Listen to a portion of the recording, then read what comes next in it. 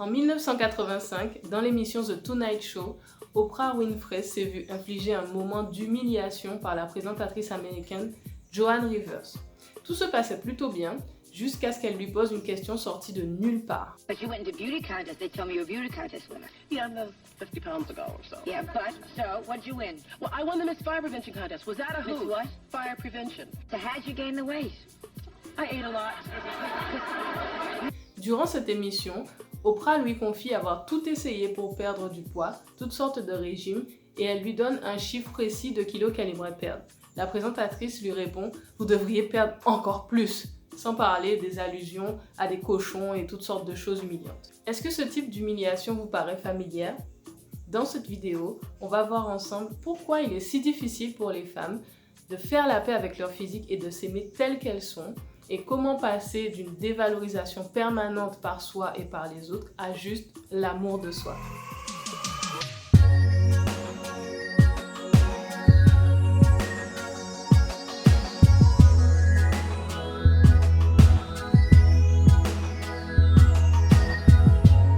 Hello tout le monde! J'espère que vous allez tous bien malgré le contexte très spécial. Mais revenons tout de suite à Oprah Winfrey. Oprah a grandi dans le Mississippi, née d'une mère adolescente et élevée par sa grand-mère. Le contexte était très spécial dans une Amérique ségrégationniste. Elle était déjà stigmatisée très tôt pour la couleur de sa peau. Lorsque Joan Rivers, la présentatrice, lui pose la question dont l'intérêt m'échappe encore, elle est à nouveau ramenée à un jugement de valeur par rapport à son physique. Cet extrait de l'émission qui a fait le tour du monde en 1985 et qui a fait polémique n'est qu'un exemple qui montre que nous les femmes, nous sommes soumises à un jugement permanent et hyper sévère sur notre apparence. Si ce n'est pas notre ventre, notre corpulence, ce sont les signes de l'âge ou alors les marques sur notre corps laissées par la maternité. Et le pire, c'est que les plus sévères, ce sont nous les femmes envers nous-mêmes ou entre nous, comme le montre cette interview hyper polémique. Nous sommes d'ailleurs les premières à faire des remarques à d'autres femmes ou à penser d'horribles choses de nous-mêmes. Et d'ailleurs, j'ai récemment fait un sondage où je demandais aux femmes de me dire ce qu'elles pensaient de leur apparence. Et parmi les réponses, il y en a une qui m'a marquée et c'est celle de Marie. Elle me dit « J'ai toujours eu du mal à m'aimer et à aimer mon corps tel qu'il est. Je me vois comme une baleine alors que je n'ai pas de réel problème de surpoids. J'ai besoin de m'apprendre à m'aimer tel que je suis et à me voir autrement. » Et justement, je sais que le cas de Marie est loin d'être isolé. Nous sommes pleins à penser ça de nous. Mais alors avec tout ce jugement environnant, comment fait-on pour s'aimer soi-même? Comment, en tant que femme, peut-on être bien dans sa peau et épanouie dans son corps, quelle que soit sa corpulence? La première chose qui rend ça si difficile, c'est la culture. La culture du corps parfait, sans défaut, l'image du visage jeune, lisse et sans taches, les cuisses bien fermes et fuselées, le culte de la minceur. Et ça ne s'arrête pas à notre physique. Virginie Despentes, qui est une auteure connue pour sa plume virulente et décomplexée, écrit ceci. « Il faut de toute façon que les femmes se sentent en échec. Quoi qu'elles entreprennent, on doit pouvoir démontrer qu'elles s'y sont mal prises. Il n'y a pas d'attitude correcte, on a forcément commis une erreur dans nos choix. Un bon consommateur est un consommateur insécure. » Une autre écrivaine tout aussi célèbre, Louise Hay, qui écrit sur l'amour de soi, a écrit ceci. « S'aimer soi-même fait des miracles dans nos vies. » J'ai toujours cette petite phrase sur moi d'ailleurs. Pourquoi est-ce si important? Qu'est-ce que ça peut bien nous apporter de s'aimer soi-même? Eh bien, s'aimer soi-même, c'est le début d'un cercle vertueux. Je me connais bien, je m'accepte, je m'aime, je suis sûre de ma valeur et elle ne dépend plus de mon poids. Je me sens le droit d'être moi-même et le regard des autres m'influence de moins en moins. J'ose faire des choses que je veux vraiment. Ensuite, je les réussis. Je suis fière de moi et je prends confiance en moi et ainsi de suite. Et à partir du moment où on a mis en place ce cercle vertueux, c'est touch the sky. Une autre chose qui peut nous poser problème quand on veut apprendre à s'aimer, c'est une image erronée que l'on a de l'amour de soi. On pense souvent que les personnes qui s'aiment, ce sont des personnes hautaines et imbues d'elles-mêmes. Ce sont des personnes qui sont accros aux selfies, qui n'arrêtent pas de se regarder et qui se croient au-dessus des autres. D'ailleurs, Oprah raconte qu'on dit souvent d'elle « she's so full of herself », c'est-à-dire elle est tellement imbue d'elle-même. D'ailleurs, elle aime bien transformer cette remarque en disant « je ne suis pas imbue de moi-même, mais effectivement, je suis remplie de moi-même. je m'accepte, je me connais et je n'ai pas peur d'honorer ma personne. Être fier de soi et être fier de son parcours, ce n'est pas être un but de sa personne. Fill yourself up and keep your cup full. Keep yourself full. Now, I used to be afraid of that. I used to be afraid, particularly from people who say, oh, she's so full of herself. She's so full of herself. And now I embrace it. I consider it a compliment that I am full of myself. Donc en gros, on a du mal à apprendre à s'aimer parce qu'on ne sait pas ce que ça veut dire. Et bien tout simplement, c'est le même processus pour apprendre à aimer quelqu'un. Quand on rencontre quelqu'un, avant de l'aimer, on apprend d'abord à le connaître. Connaître en profondeur, à reconnaître ses qualités, à l'apprécier, à l'accepter, à comprendre ses émotions, à comprendre pourquoi il se comporte comme il le fait. On apprend à être indulgent avec lui, à ne pas le juger et en plus on a envie de lui faire plaisir.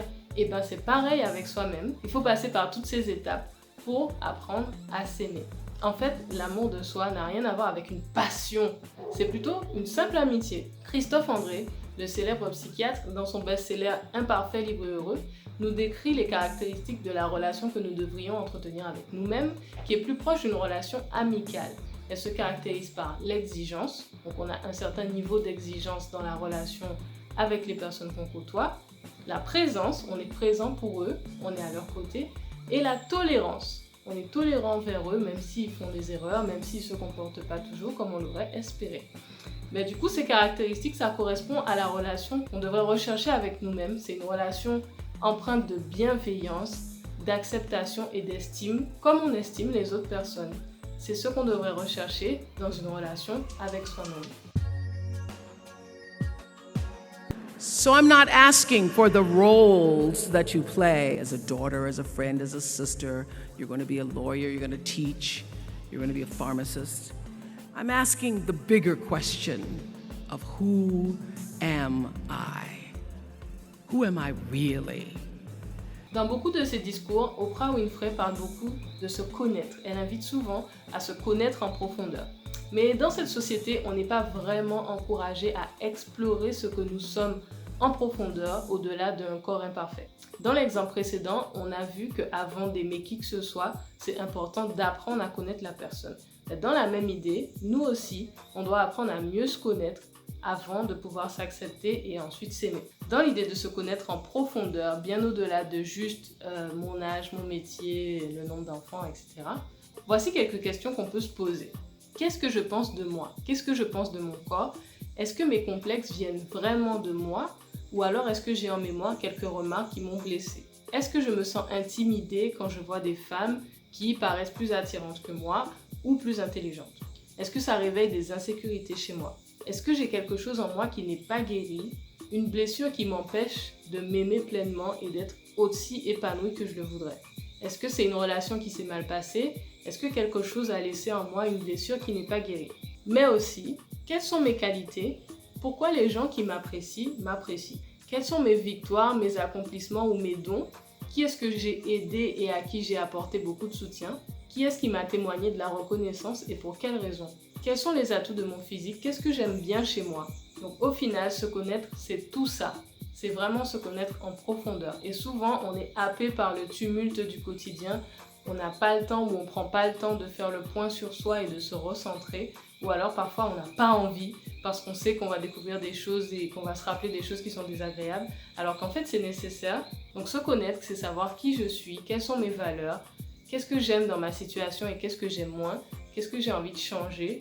C'est vraiment se regarder objectivement. J'en parle dans mon guide que vous pouvez télécharger dans la description. I knew that when people would see us together, that the first thing they were thinking, I certainly thought for myself that what they were thinking is, what's he doing with that fat girl? Dans l'extrait précédent, Oprah parle d'une polémique qui disait qu'elle a voulu perdre du poids pour un homme. Elle explique que finalement, elle a été influencée dans sa démarche de perdre du poids parce qu'elle avait peur du jugement que les gens pourraient avoir sur elle, comme nous toutes finalement. Et donc pour s'aimer, il faut déjà apprendre à s'accepter tel qu'on est. Mais c'est quoi s'accepter? S'accepter, ce n'est pas « je m'accepte si je perds 10 kilos ». Je m'accepte quand j'arriverai à rentrer dans cette robe, ou alors quand j'aurai plus de cellulite, ou si je fais pas d'erreur, ou si j'arrive à réussir mon concours. S'accepter, c'est prendre conscience que ma personnalité, mon physique, ma situation sont comme ils sont à l'heure actuelle. Et surtout que ça m'empêche pas du tout de vivre, d'être heureuse ou d'être épanouie. Il faut arrêter de réserver l'épanouissement pour quand j'aurai 10 kilos de moins. On pourrait le résumer par tout ce que je vois, c'est l'expression de ma personne, même s'il y a des choses qui me plaisent pas forcément. C'est comme ça et je l'accepte. Tout ça, c'est moi. Le problème, c'est qu'on a toujours envie de changer ce qu'on est avant de l'accepter. Et c'est ça qu'il ne faut pas faire. Mes clientes sont les premières à le dire. Il me faut perdre 5, 10. Mais dans ces cas-là, notre estime de nous, elle est conditionnée. C'est-à-dire que tant que j'ai pas perdu 5 ou 10, ça veut dire que ma valeur, elle est pas si bien que ça. C'est comme dans les émissions de relooking extrême à l'américaine, où les candidats, on leur fait 3 liposuctions, du botox, 3 mois de sport intensif, et on prend un peu de graisse dans le ventre pour la mettre dans les fesses. Et donc à la fin de l'émission, ils sont waouh, ils sont une nouvelle personne. Mais si jamais ils reprennent du poids, ou alors ils commencent à avoir des signes de l'âge, est-ce qu'ils doivent repasser dans l'émission, se refaire faire des liftings? Moi, je crois que c'est surtout un chemin hyper dangereux vers l'addiction à la chirurgie esthétique. Donc voilà pourquoi il est important de s'accepter avant de faire quelque changement que ce soit. On a le droit de vouloir changer son apparence, on a le droit de vouloir perdre du poids, mais avant ça, il faut accepter que ça fasse partie de nous pour ne pas en souffrir en attendant de faire quelque changement que ce soit. Et pour ça, pour s'accepter, on utilise 2 outils en particulier. La première chose, c'est se regarder fréquemment, se regarder dans le miroir, se regarder sans maquillage, se regarder sans être apprêté et prendre l'habitude de se voir, de se familiariser avec soi, avec son apparence et avec la personne qui est en face de nous dans le miroir. Je sais que l'exercice peut sembler difficile et inconfortable au début, mais je vous garantis qu'on s'y habitue. Et la deuxième chose, c'est arrêter de se flageller, arrêter de se critiquer, arrêter de dire des choses négatives sur soi parce qu'on finit par les intégrer et à les prendre pour la vérité. Donc le but, c'est d'être le plus possible bienveillant avec soi-même et de se parler comme on parlerait à un ami. Je vois beaucoup de femmes qui sont complètement perdues face à leur garde-robe.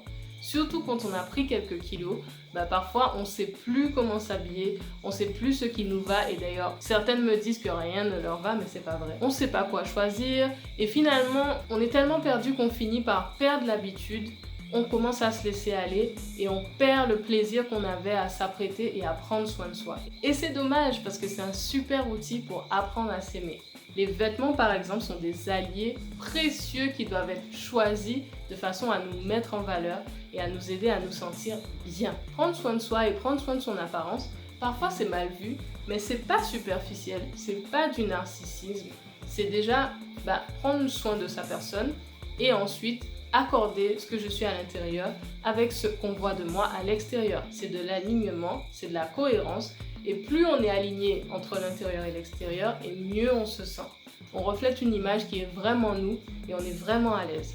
Et d'ailleurs, j'étais en contact avec une cliente qui s'appelle Sonia et qui me disait que quand elle passe devant le miroir, elle voit pas la personne qu'elle est, dynamique, joyeuse, alors qu'elle aimerait refléter ça. Et donc, ça crée un mal-être. C'est pour ça que c'est important de s'habiller en fonction de sa personnalité et de façon à se mettre en valeur. Prendre soin de votre apparence et vous habiller en fonction de votre personnalité, ça consolide votre vérité intérieure. C'est comme un prolongement de vous, une expression de votre personne. Et plus c'est en accord avec ce que vous êtes, et mieux vous vous sentez. Et c'est précisément ce que je fais chez Attitude Relooking. J'aide les femmes qui ne se sentent pas alignées avec ce qu'elles reflètent dans leur apparence à trouver le style qui les met en valeur et qui les fait se sentir bien pour qu'elles se trouvent canon.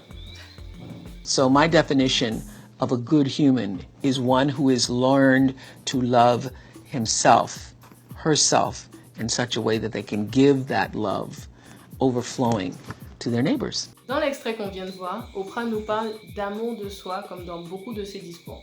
Elle encourage souvent les femmes, en particulier, à cultiver l'amour de soi et à le laisser déborder sur les gens de leur entourage.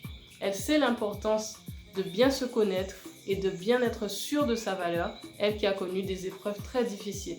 On sait qu'elle est passée par des moments de sa vie où elle aurait pu totalement perdre confiance en elle. Et pourtant, elle a trouvé en elle la force de surmonter les épreuves et de décider de son avenir. C'est pour ça qu'Oprah parle très souvent de bien se connaître, de connaître ses forces et d'être sûre de sa valeur. Et elle sait que sa valeur ne repose pas sur son poids. Elle a appris à s'accepter telle qu'elle est, à prendre confiance en elle, et c'est ce qui lui a permis aujourd'hui d'être une des femmes les plus influentes au monde. Je vais terminer cette vidéo là-dessus avant qu'il fasse complètement nuit, et je vous encourage vous aussi à cultiver l'amour de soi, à vous accepter, à apprendre à vous connaître en profondeur et à bien prendre soin de vous, parce que votre valeur ne réside pas dans votre poids. C'est pas sur la balance que vous allez savoir si vous êtes OK ou si vous n'êtes pas OK pour cette société.